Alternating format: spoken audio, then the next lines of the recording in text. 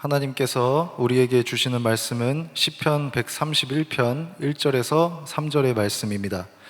제가 보는 성경으로 구약 899쪽입니다.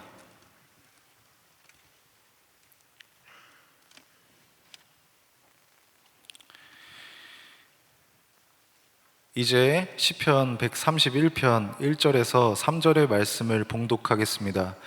다 함께 일어나셔서 하나님의 말씀을 경청하시기 바랍니다. 여호와여, 내 마음이 교만하지 아니하고 내 눈이 오만하지 아니하오며 내가 큰 일을 감당하지 못할 놀라운 일을 하려고 힘쓰지 아니하나이다. 실로 내가 내 영혼으로 고요하고 평온하게 하기를 젖된 아이가 그의 어머니의 품에 있음 같게 하였나니 내 영혼이 젖된 아이와 같도다. 이스라엘아, 지금부터 영원까지 여호와를 바랄지어다. 아멘. 어제 아침에 교육관 앞을 이렇게 지나가는데 위프레이즈 연습 시간이었던 것 같아요. 찬양이 이렇게 흘러나와요. 오늘 물론 불렀죠. 연습 시간이었으니까. 주님, 내 주님. 그만해야겠다. 이름만 불러도 가슴이 뛰어요. 여기까지 부르려고 했는데 이게 찬양이 쭉 흘러나오는데 참 좋다 라는 생각을 했어요. 여기까지만 듣고 들어왔습니다. 어쨌든 참 이상하잖아요, 여러분. 직접 본 적도 없고 같이 차 한잔 하면서 이야기할 수도 없잖아요, 하나님과. 그런데 주님 하고 부르면 가슴이 뛰고, 또 어떨 때는 눈물이 나기도 하고, 볼 수 없을지라도, 또 만날 수 없을지라도 우리가 하나님 은혜 안에, 그 사랑 안에 살아가고 있다라는 걸 고백할 수 있다면, 또 그 고백이 있는 사람은 주님 하고 이름만 불러도 가슴이 뛰고 눈물이 나는 거예요. 반드시 우리가 기억해야 할 것은 하나님은 비록 보이지 않으시지만 항상 여러분 곁에 함께 하신다는 거, 그리고 여러분과 함께 걷고 계신다라는 것입니다. 그리고 끝없는 은혜를 부어주시는 거죠. 그 은혜는 우리의 삶과 신앙을 조금 더 앞으로, 또 한 발짝 더 앞으로 이끌고 가는 그런 동기가 되는 것입니다. 이 동기에 대해서 생각을 해봤어요. 마침 제가 교육관 앞을 지나가면서 찬양 듣는 바람에 이 얘기하고 시작하면 되겠다. 잘 지나갔죠, 제가. 요즘은 어떤지 모르겠는데 저는 고등학교 다닐 때 야자가 있었습니다. 시대가 참 많이 변했죠. 저 고등학교 다닐 때가 벌써 20년이 넘었어요. 23, 4년, 5년. 그렇습니다. 어쨌든 야자 뭔지는 아시죠, 여러분? 야간 자율학습, 이거 줄여서 야자라고 부르잖아요. 아침 8시에 학교를 갔습니다. 저는 가서 밤 11시까지 학교에 있었거든요. 그리고 집에 오면 이제 12시 가까워지는 거예요. 잠깐 자고 눈 뜨면 또 학교인 거예요. 심지어 주일에도, 토요일은 당연하고 주일에도 점심때쯤 학교를 가서 하루 종일 있었습니다. 이게 말이 자율학습이면 자율인데 말이 자율학습이지 엄청난 강제성을 가지고 있었어요, 저 때는. 그래서 빠질 수도 없었거든요. 요즘도 그런가요? 모르는구나. 어쨌든 여러분, 이게 학교라는 이름은 붙어 있지만 이 정도면 그냥 감옥인 거잖아요. 이제 그렇게 3년의 형기를 저는 잘 마쳤어요. 그리고 이 졸업이라고 이름 붙인 출소를 하고 대학을 들어갔습니다. 자유인이 된 거잖아요. 저는 이제 뭐 이런 강제성도 없고 수업을 빠져도 뭐라고는 안 해. 물론 책임은 져야 하지만 똑같은 세상을 살아가는데 전혀 다른 세상이 이 눈앞에 펼쳐지는 거예요. 아무런 이유 없이 막 가슴이 뜁니다. 두근두근대고 세상은 아름다운 거죠. 며칠 전에 그 윤정은 씨의 소설 메리골드 마음 세탁소를 읽고 있는데 마침 또 이런 글이 나오더라고요. 인생에서 가장 중요한 게 뭔 줄 알아? 숨쉬기. 숨쉬기가 제일 중요해. 숨 잘 쉬어야 살 수 있잖아. 대학교를 가고 나니 딱 이런 마음이었어요. 공기는 왜 그렇게 달게 느껴지고 숨만 쉬어도 너무나 행복한 세상이 막 저에게로 다가온 거예요. 마음 먹었습니다. 이 순간을 즐겨보리라. 그래서 제가 그렇게 마음 먹고 가장 먼저 한 일은 각종 동아리에 가입한 것이었습니다. 대략 좀 오래돼서 생각은 잘 안 나는데 생각나는 동아리만 5개 정도 가입했어요. 월화수목금. 대부분의 동아리가 그때는 그랬습니다. 이름만 다르지 어디 한번 놀아보자. 이게 어떤 동아리가 제일 잘 노는지 한번 보자, 이런 분위기였거든요. 근데 이 얘기는 중요하지 않아요. 여기까지만 하겠습니다. 제가 출신이 이 목사 아들이잖아요. 목사 아들이거든요. 저희 아버지가 목사님이에요. 그래서 아무리 내가 즐겨보리라 라고 마음을 먹었어도 그렇게 오늘을 행복하게 살아봐야겠다 라고 마음 먹었더라도 기독교 동아리는 하나 가입해야지, 그 와중에 이 CCC를 찾아간 거예요. 제가 다니던 학교에는 기독교 동아리가 꽤 여러 개 있었습니다. 그런데 제가 CCC에서 활동한 이유는 너무나도 단순합니다. CCC가 유명해서 그런 거 아니에요. CCC 활동을 너무나 하고 싶어서 당연히 아닙니다. 저는 그 당시에 CCC가 어떤 곳인지도 잘 몰랐습니다. 그냥 기독교 동아리 하나 활동해야겠다라고 마음 먹고 이 동아리방이 쭉 모여 있는 곳에 찾아갔는데 종교 동아리를 그 한쪽에 쫙 몰아놨더라고요. 그런데 이 방은 찬양, 저 방은 목탁 막 이런 거예요. 개판. 아무리 그냥 종교라는 이름으로 묶어 놓은 거죠. 어쨌든 거기 모여 있는 곳을 갔는데 어디를 가입해야 될지 모르겠는 거예요. 하나, 둘, 셋, 네 개인가 이렇게 있었는데, 그래서 방마다 노크를 했습니다. 일단 앞에 있는 것부터 노크를 하고 문을 열었는데 아무도 없어요. 다음 없어요. 그 다음도 없어요. 그 다음도 없어요. 그래서 한가운데 앉았습니다. 이 중에 제일 먼저 사람이 오는 곳을 가입해야겠다. 마침 CCC 순장님이 제일 먼저 오셨어요. 그래서 그 활동을 시작하게 됐습니다. 제가 이 CCC 활동을 하면서 가장 많이 들었던 말, 또 제 스스로도 가장 많이 했던 말 두 가지를 꼽자면, 하나는 사형리에 대해서 들어보셨습니까? 사형리에 대해 아세요? 이 말이에요. 매일 점심때마다 사형리 2-3개 들고 나가서 이 캠퍼스 돌아다니면서 전도한 거죠. 계속 하는 거예요. 또 가장 많이 했던 말은, 물론 가장 많이 듣기도 했죠. 말은 동기부여라는 말입니다. 혹시 다른 기독교 동아리에서도 이런 말 쓰나요? 동기부여? 활동을 안 하는구나. 저는 그때 활동한 이 CCC 외에 다른 어떤 곳에서도 이 말을 들어본 적이 없는 것 같습니다. 그런데 이 CCC 활동할 때는 엄청 들었어요.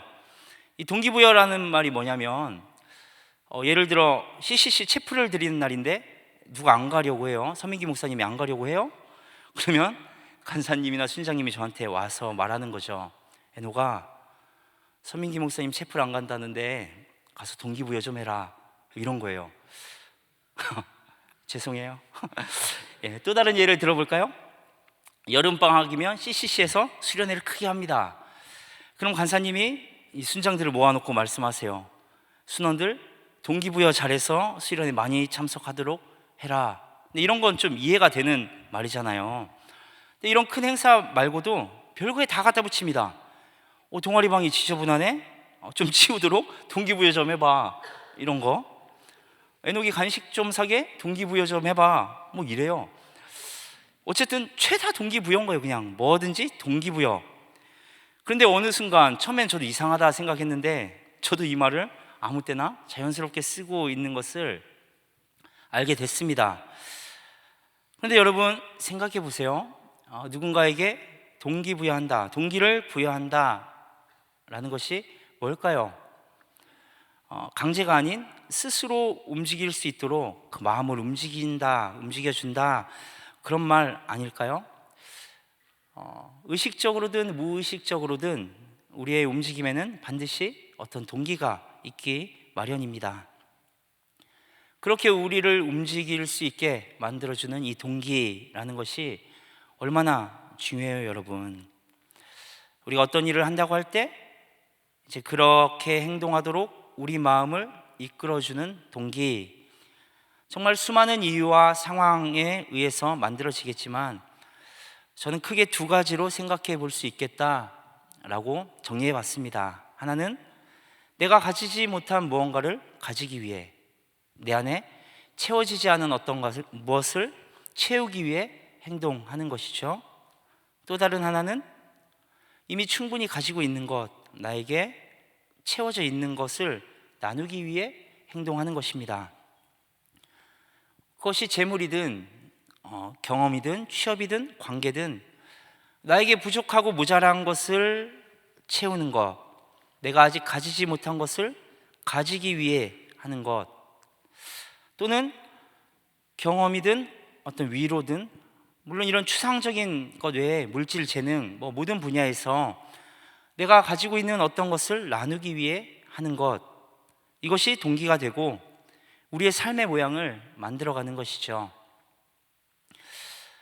오늘 우리가 함께 읽은 본문의 말씀, 시편 131편을 살펴보면 상당히 성숙한 신앙인의 모습을 우리에게 그려주고 있습니다.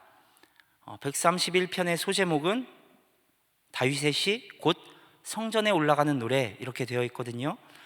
그것을 생각하면서 우리 본문 1절의 말씀을 다시 한번 읽어보겠습니다.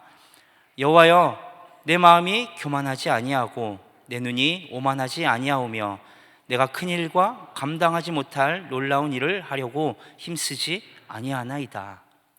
성전에 올라가는 노래라는 제목 밑에 이런 고백이 나오기 시작하는 거예요.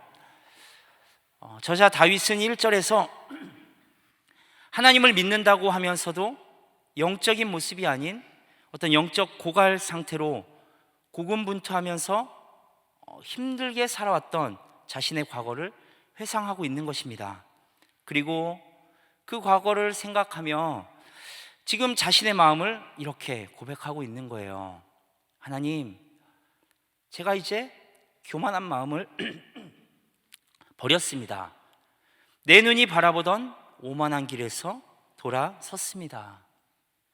큰 것을 가지려고만 했고 내 능력으로 또 내 힘으로 감당하지 못했던 놀라운 일들을 행하려고, 이루기 위해 더 이상 힘쓰지 않습니다 라고 고백하는 것이죠.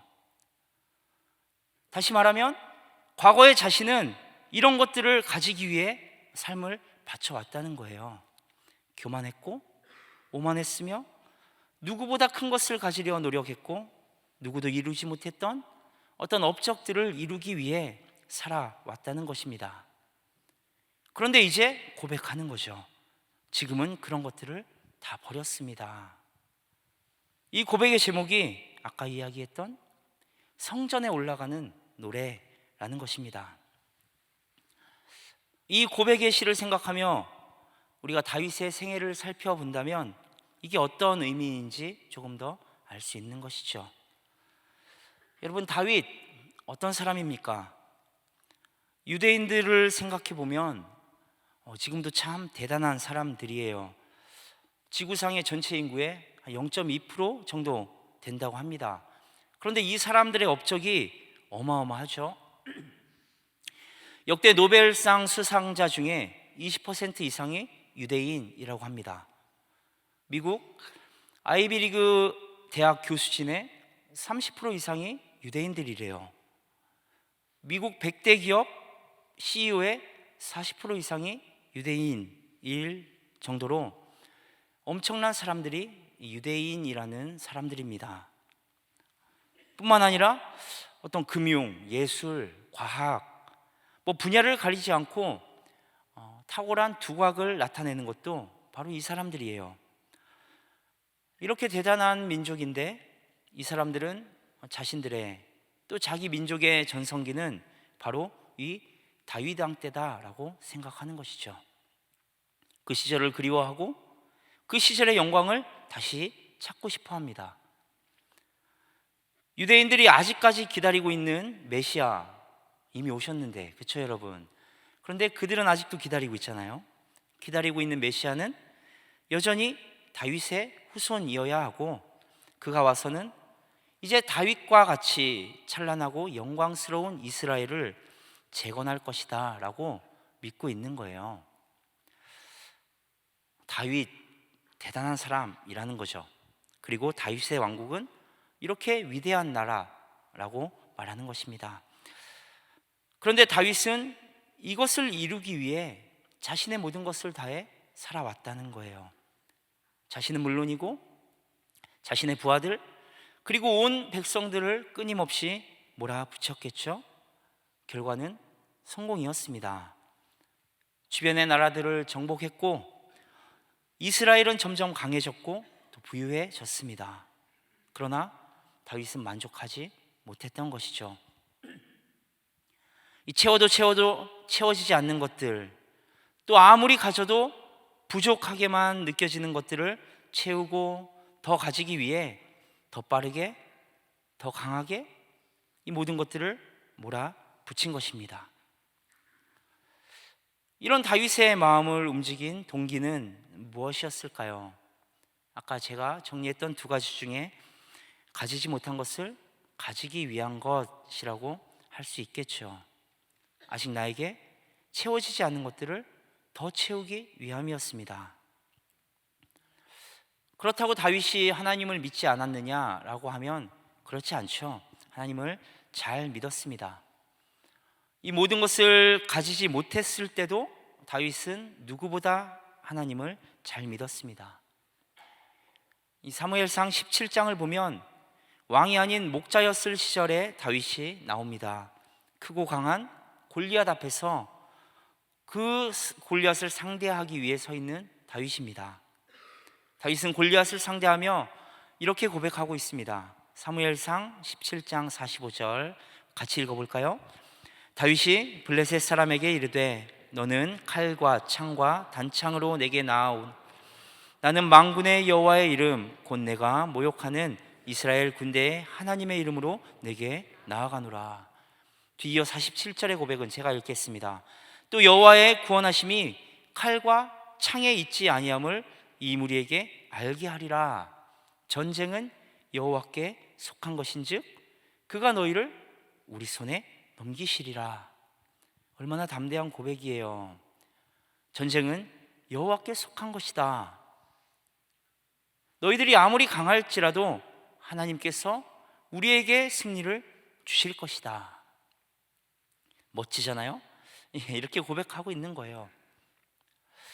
다윗은 하나님이 계신 것 그리고 그 하나님의 능력을 철저하게 믿은 사람이었습니다. 그러나 그 믿음에서 나온 동기가 이제 삐뚤어지기 시작한 것이죠. 하나님을 어느 순간 이용하기 시작한 것입니다. 물론 제가 이렇게 표현했지만 하나님께서는 이용당하지 않으시죠. 사람에게 이용당하지 않으세요. 하나님께서는 그분의 뜻을 이루기 위해 그 뜻을 펼치시는 것이죠. 그러나 우리는 그런 하나님을 이용하려는 것입니다. 하나님을 이용해 큰 것을 가지려 하고 하나님을 이용해 놀라운 뜻을 이루려 하는 것입니다. 그렇게 이루어낸 결과는 하나님의 영광이 아닌 교만과 오만인데 그것을 다윗은 고백하고 있는 거예요. 아무리 많은 나라들을 정복해도 아무리 큰 업적을 이루어도 아무리 강한 나라를 세웠다 할지라도 누구보다 많은 재물을 가졌을지라도 만족이 되지 않는 거죠. 하나님과의 관계가 어떤 인격적인 관계가 아닌 그분을 이용하는 관계였기 때문에 그렇습니다. 그랬던 다윗이 스스로를 고백하면서 오늘 본문 2절에서는 이렇게 이야기합니다. 실로 내가 내 영혼으로 고요하고 평온하게 하기를 젖된 아이가 그의 어머니 품에 있음 같게 하였나니 내 영혼이 젖된 아이와 같도다. 진실로 내 마음은 이제 고요하고 평온합니다. 고백합니다. 하나님의 능력으로 성공하려 했던 다윗이 하나님과의 인격적인 관계를 가진 후 얻게 된 것은 더 큰 재물과 더 강력한 나라가 아닌 참된 만족과 평안이었던 것입니다. 수많은 나라를 정복하고 강력한 나라를 만들었지만 만족하지 못했던 다윗이 이제 하나님 앞에서 그분과의 사귐을 통해 고요함과 평온함을 얻었다는 것을 고백하고 있는 거예요. 이게 어느 정도의 평온함이라고 합니까? 어머니 품에 안겨 있는 젖된 아이와 같다라고 말하고 있는 것이죠. 막 배고파서 떼쓰고 보채는 아이가 아니라 그저 안겨 있는 것만으로도 만족과 평안을 얻고 있는 그런 젖된 아이와 같다라고 표현하고 있는 것입니다. 더 이상 무엇을 가지기 위해서, 무엇을 채우기 위해서 애쓰고 닥달하는 자신이 아니라 고요함과 평온함을 얻었다 말하고 있는 거예요. 여러분, 우리 삶에는 왜 이런 만족이 없는 것일까요? 질문을 바꿔보면 우리 삶 가운데 이런 만족을 얻으려면 과연 어떻게 해야 하는 것일까요? 오늘 본문에서 다윗은 그 질문의 유일한 답을 말해주고 있는 거예요. 내 삶의 동기가 하나님이 되어야 한다라고 말입니다.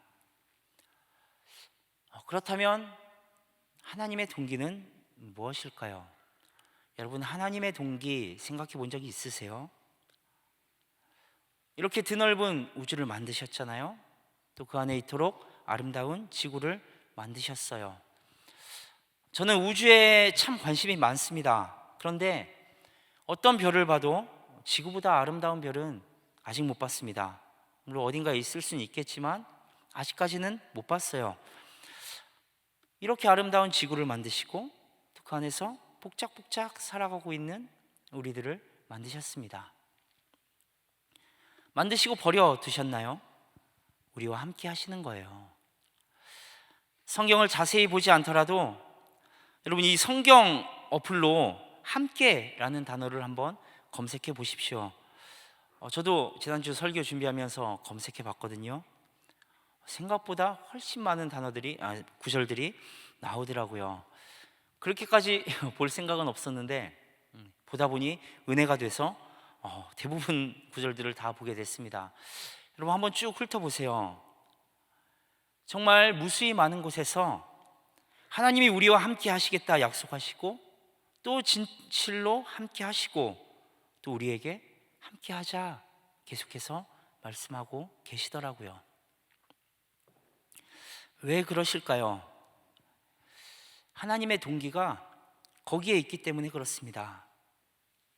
다윗은 교만과 오만으로 가득 차서 이런 하나님의 마음은 모른 채 크고 놀라운 일을 이루려 힘쓰고 애썼던 그 젊은 시절의 자신을 회상하며 한편으로는 어떤 후회의 마음이 있겠죠. 또 한편으로는 그때 자신에 대한 안쓰러운 마음도 있을 거예요. 또 한편으로는 왜 그랬을까라는 허탈한 웃음도 띄지 않았을까 생각해 봅니다. 하나님의 마음을 깨달은 다윗의 마지막 고백은 이렇습니다. 본문 3절 같이 읽어볼까요?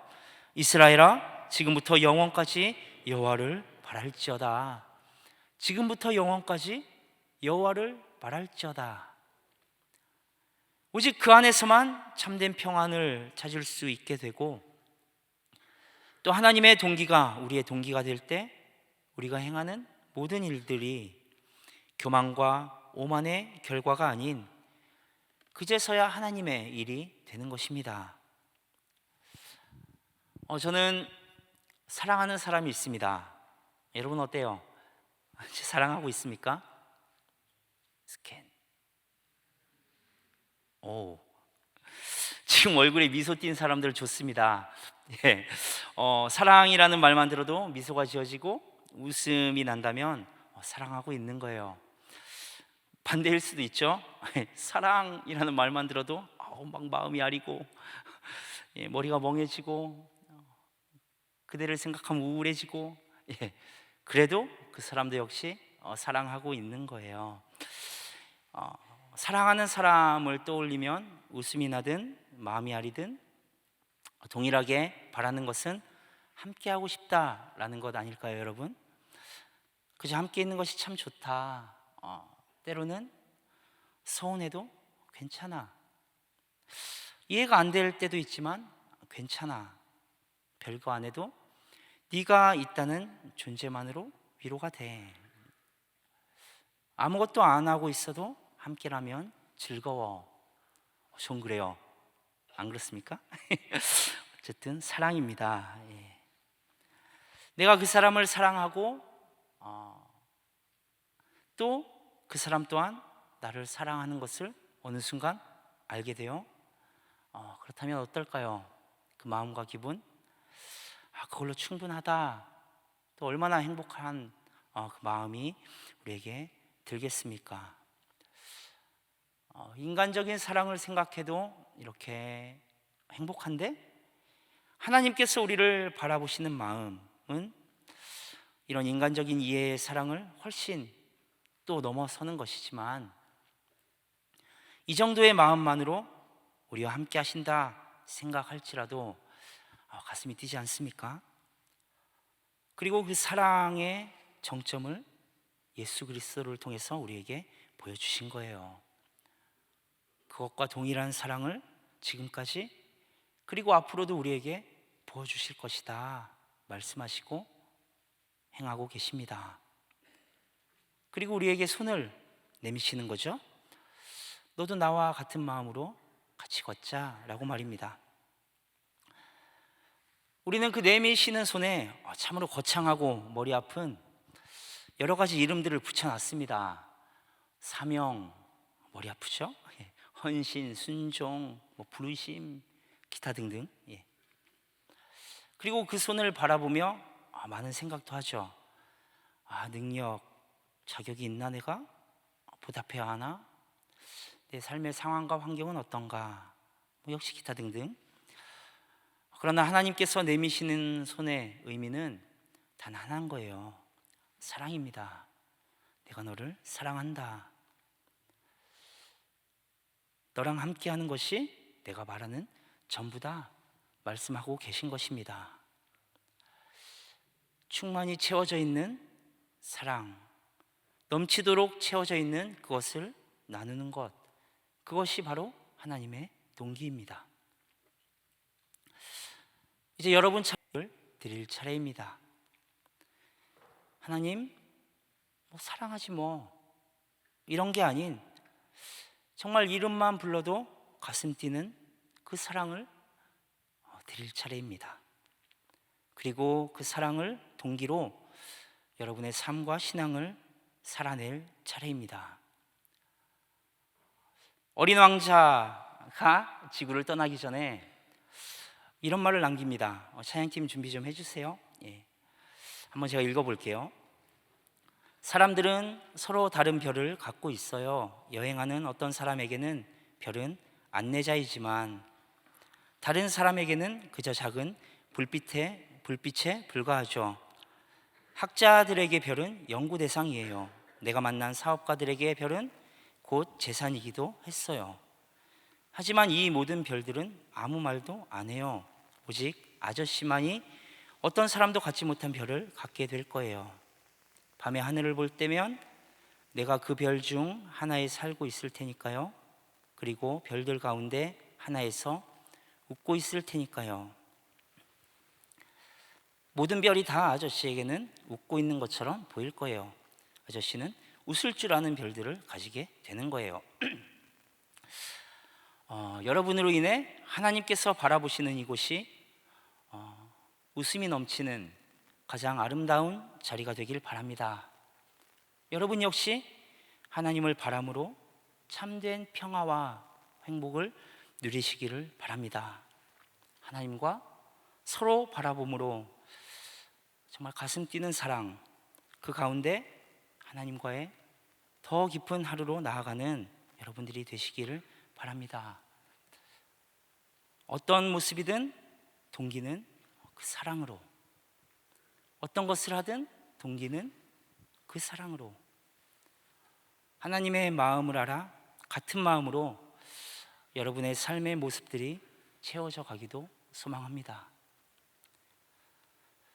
여러 가지 부르심의 자리가 있을 것입니다. 그 자리가 부담과 걱정이 아니라 우리에게 내미시는 그 하나님의 손을 붙잡는 자리가 되기를 바랍니다. 그 사랑으로 이 공동체를 함께 세워가며 세상 가운데 채워진 사랑을 나눌 수도 있는 여러분들 되시기 또한 소망합니다.